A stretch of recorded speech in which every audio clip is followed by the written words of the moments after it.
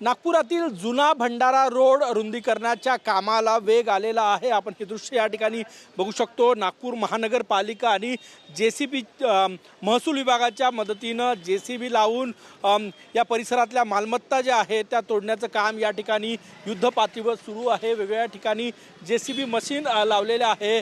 आपण हे दृश्य या ठिकाणी बघू शकतो। 25 वर्ष जुना हा प्रकल्प आहे नागपुरातील जुना भंडारा रोडच्या रुंदीकरणाचा आणि आता त्या प्रकल्पाला गती आलेली आहे। आपण हा संपूर्ण परिसर बघतोय।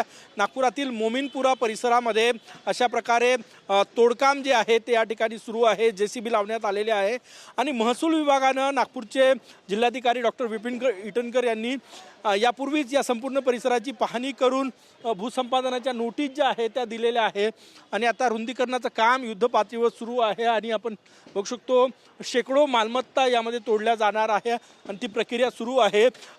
अत्यंत दाटीवाटीचा हा परिसर आहे। या परिसरात ट्रॅफिक जामची ही मोठी समस्या होती, परंतु हा रोड रुंदीकरण जो आहे त्याची मागणी होती गेल्या अनेक वर्षापासून आणि आता त्याच्या कामाला सुरुवात झालेली आहे आणि त्याचं पहिलं पाऊल म्हणून इथल्या ज्या मालमत्ता आहे ज्या रस्त्यावर येत होत्या त्या तोडण्याचं काम सुरू झालं आहे। कॅमेरामॅन सचिन सयांसह गजानन उमाटे, TV9 मराठी, नागपूर।